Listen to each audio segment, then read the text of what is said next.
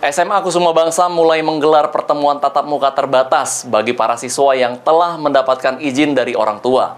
Dalam pelaksanaan PTM kali ini, siswa yang hadir hanya 30%, serta diwajibkan untuk menjalani vaksinasi minimal yang pertama.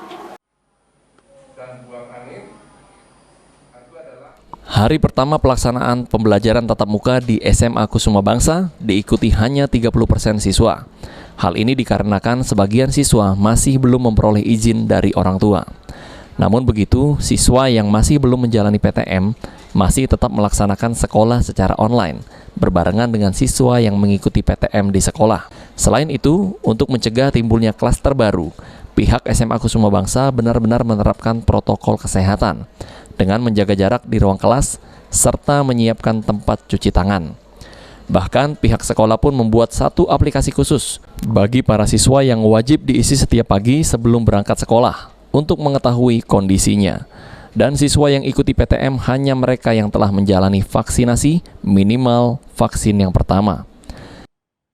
Peserta didik itu diizinkan oleh orang tua mereka, itu syarat wajib.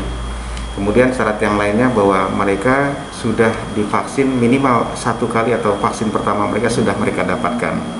Nah, setelah itu baru mereka mengisi kuesioner yang harus diisi setiap hari ya melalui aplikasi Sikumbang yang mereka akan dapatkan di beranda untuk pengecekan kondisi kesehatan mereka. Dalam pelaksanaan PTM ini, SMA Kusuma Bangsa pun membagi 4 sesi pembelajaran dari jam 7 pagi hingga 11 siang. Firman Hidayat, PAL TV.